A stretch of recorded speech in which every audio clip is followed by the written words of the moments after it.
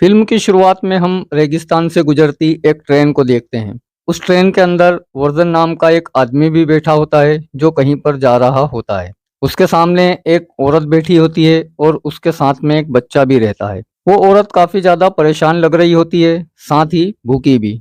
अब इसके कुछ ही देर बाद ट्रेन एक स्टेशन पर रुकती है, तो वर्धन उस औरत के पास जाता है और उसे अपना ब्रेड देकर वहां से नीचे उतर जाता है। लेकिन उस जगह पर दूर दूर तक कोई भी दिखाई नहीं देता। वहां पहुंचने से पहले वर्धन ने एक गाड़ी भी बुक करवाई थी, वो गाड़ी भी वहां नहीं होती।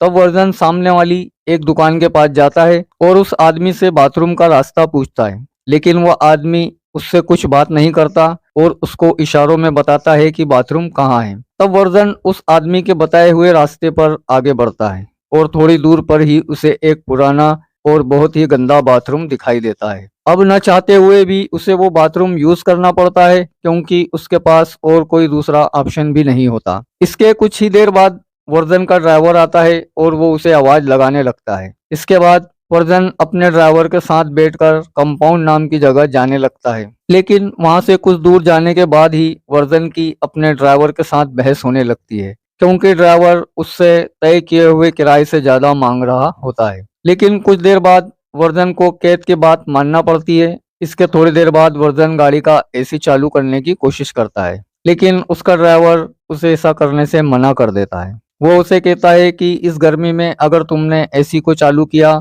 तो इंजन पर ज्यादा दबाव पड़ने की वजह से इंजन बीच में ही बंद हो सकता है। इसके बाद ये लोग आगे बढ़ने लगते हैं, लेकिन थोड़ा आगे जाने के बाद ही उनकी गाड़ी का टायर पंचर हो जाता है, जिसकी वजह से इन दोनों को रास्ते में रुककर गाड़ी का टायर चेंज करना होता है। तभी वर्धन देखता है कि दो कुत्ते आपस में बहुत बुरी तरीके से लड़ रहे होते हैं, जिसकी वजह से एक कुत्ता काफी ज्यादा जख्मी हो जाता है और दूसरा कुत्ता उसे मारने में लगा हुआ होता है। यह सब देखने के बाद केत उस कुत्ते को वहां से भगा देता है और जो जख्मी कुत्ता वहां पर पड़ा होता है उसे वो जानबूझकर मार देता है, ताकि उसकी तड़प तड़प कर मौत ना हो। अब रास्ते में आगे बढ़ते हुए इन दोनों को रात हो जाती है, जिस वजह से ये दोनों मिलकर एक जगह पर रुकने का डिसाइड करते हैं। ड्राइवर वर्जन से पूछता है कि आखिर तुम कंपाउंड क्यों जाना चाहते हो, क्योंकि वहां पर लोग ना के बराबर जाते हैं। तब वर्जन उसे बताता है कि मैंने एक प्रमोशन देखी थी और मैं वहां पर नौकरी के लिए जा रहा हूँ। तब ड्राइवर उसे बताता है कि ये रास्ता काफी ज्यादा खतरनाक है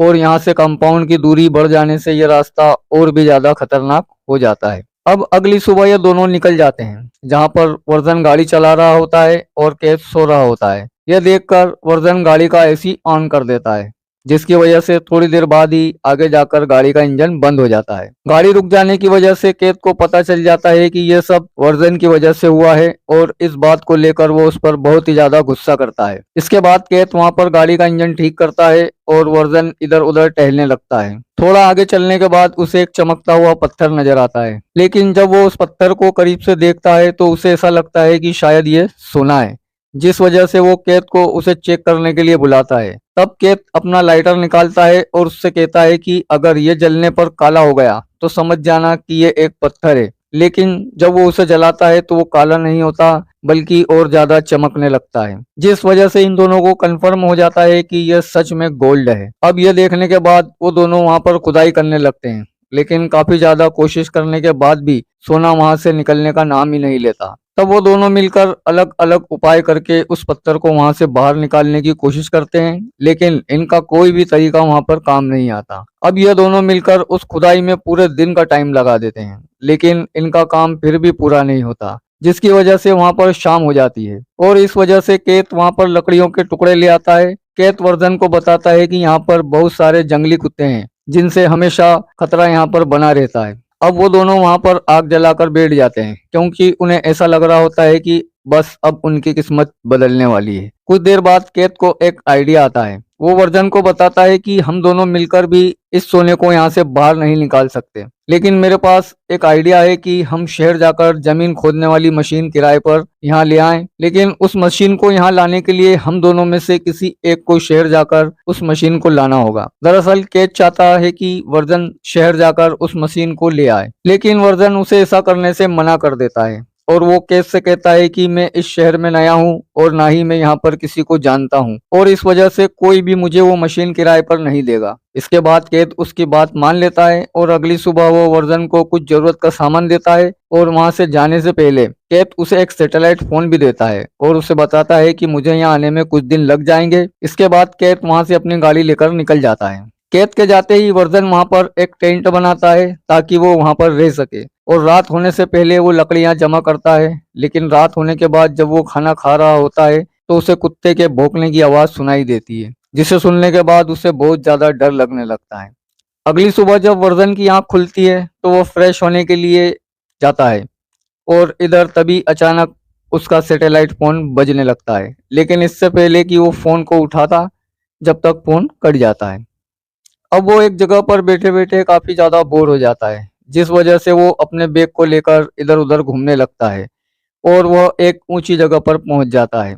तभी सामने उसे एक एरोप्लेन नजर आता है जो कि बहुत बुरी हालत में होता है। वहां जाने के बाद वो सोचता है कि यह मेरे रहने के लायक एक अच्छी जगह हो सकती है, लेकिन उसको सोने की रखवाली भी करना होती है, जिसकी वजह से वो एरोप्लेन के कुछ टुकड़ों को उठाकर अपने साथ ले जाता है। यहाँ से सामान लाने के बाद वो काफी ज्यादा थक जाता है, जिसके बाद वो सीधा अपने टेंट में जाकर सो जाता है। लेकिन थोड़ी देर बाद तेज धूप होने की वजह से उसकी आंख खुल जाती है और वो सोने के पास जाकर बैठ जाता है। अब कुछ ना होने की वजह से वो खुद ही अपने आप से बातें करने लगता है। इसके थोड़ी देर बाद उसे ख्याल आता है कि वो पत्थर की मदद से सोने के टुकड़े को तोड़ भी सकता है, जिसे तोड़ने में वो कामयाब भी हो जाता है। लेकिन तभी उसे कैद का फोन आता है जो उसे बताता है कि इंजन में हीटिंग की वजह से रास्ते में उसकी गाड़ी खराब हो गई है, जिस वजह से आने में थोड़ा और टाइम लग सकता है। तब वर्जन उसे खुशी से बताता है कि मैंने यहाँ पर सोने का एक टुकड़ा तोड़ लिया है। ये सुनकर कैथ उसे कहता है कि मैं जितनी जल्दी हो सकेगा वहां पर आने की कोशिश करूंगा। अब एक बार फिर से रात हो जाती है और वर्जन वहां पर आग जलाकर बैठ जाता है, लेकिन तभी वहां जंगली कुत्ते उस पर हमला करने की कोशिश करते हैं,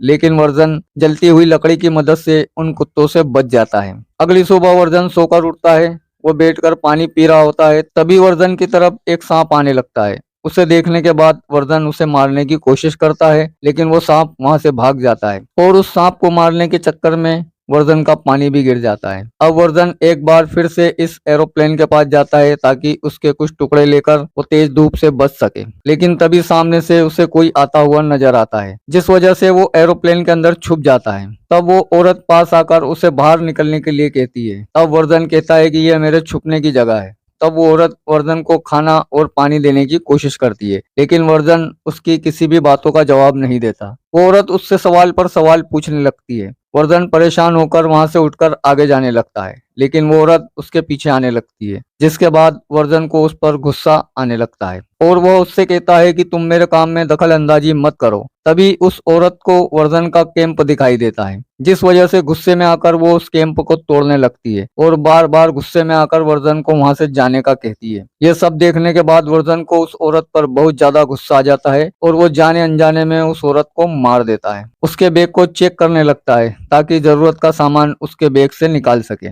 इसके बाद वो उस बॉडी को पास में ही ले जाकर दफना देता है। अब इसके कुछ देर बाद वहां पर एक कुत्ता आता है जो कि इस औरत की बॉडी को उस कब्र से बाहर निकाल लेता है। अब वर्जन के पास कोई ऑप्शन न होने की वजह से वो उस लेडी की बॉडी को कहीं ले जाकर जला देता है और यह सब देखने के बाद वर्जन की आंखों में पानी आ जाता है, क्योंकि कहीं ना कहीं वो ऐसा करना नहीं चाहता था, लेकिन वो मजबूर था। इसके बाद वर्जन अगली सुबह उठता है तो उसे कैद का फोन आता है। वो उसे बताता है कि मशीन मिल चुकी है, लेकिन मशीन का वजन ज्यादा होने की वजह से उसे आने में थोड़ा टाइम लग सकता है। अब ये सुनने के बाद वर्जन काफी ज्यादा परेशान हो जाता है, जिस वजह से कैद उसे हौसला देता है। तभी वर्जन को सामने से एक गाड़ी जाते हुए दिखाई देती है, लेकिन सोने की लालच में वर्जन वहां से नहीं जाता। इसके बाद शाम हो जाती है और फिर से वर्जन रात के लिए लकड़ियां जमा करता है, लेकिन तभी उसे सामने एक बहुत बड़ा तूफान आता हुआ दिखता है, जिससे बचने के लिए वो अपने कैंप की तरफ भागने की कोशिश करता है, लेकिन उसके कैंप का सारा सामान उस तूफान में उड़ जाता है वो अपनी जान बचाने के लिए वहां से भागता रहता है। तभी अचानक एक लकड़ी का टुकड़ा उसके पेट के अंदर घुस जाता है और वो बेहोश हो जाता है।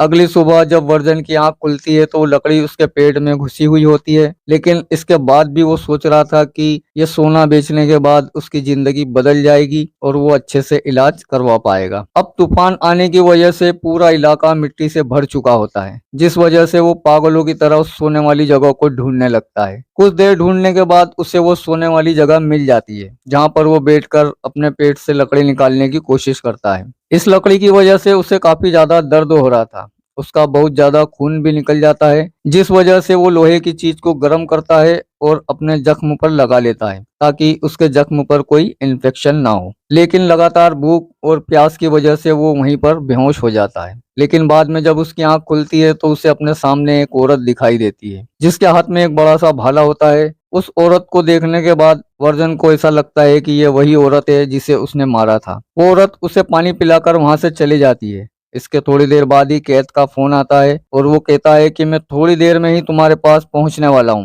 लेकिन थोड़ी देर में वो औरत भी वहां पर पहुंच जाती है, क्योंकि वो वर्जन की मदद करना चाहती थी। लेकिन सोने वाली बात को वर्जन उससे छुपाना चाहता है, जिस वजह से वो औरत को वहां से जाने के लिए कहता है। लेकिन वो औरत कहती है कि मुझे तुमसे कुछ भी नहीं लेना, तुम मुझे बस ये बता दो कि क्या तुमने मेरी बहन को देखा है। लेकिन तभी वर्जन वहां उठकर देखता है कि वहां पर चारों तरफ से जंगली कुत्तों ने उसे घेर लिया है, जिस वजह से वो जल्दी से कैद को फोन लगाता है और रो रो के उसे जल्दी आने को कहता है। दूसरी तरफ से कैद बोलता है कि मैं जल्दी ही तुम्हारे पास पहुंचने वाला हूं। लेकिन अगले ही सीन में हम देखते हैं कि कैद थोड़ी दूर बैठकर ही उसे दूरबीन से देख रहा होता है। अब देखते ही देखते वो सारे जंगली कुत्ते वर्जन को नोच नोच कर खा रहे होते हैं और ये देखने के बाद कैद अपनी मशीन को लेकर वहां पर पहुंच जाता है। यहाँ पहुंचकर वर्जन की लाश को देखता है और यहाँ पर हमें उसके इरादे के बारे में भी पता चल जाता है। और तभी वो गाड़ी के पीछे से कुछ लेने जाता है और जैसे ही आगे की तरफ मुड़ता है तो एक तीर सीधा उसके छाती में आकर लगता है। तब कैद इधर उधर देखने की कोशिश करता है, उसे कुछ भी पता नहीं चलता कि आखिर उसे तीर किसने मारा है। लेकिन हमें यहाँ पर पता चलता है कि कैद को उस औरत ने मारा होता है जो कि वर्जन के पास अपनी बहन को ढूंढने के लिए आई थी। उसे वर्जन के व्यवहार से शक हो गया था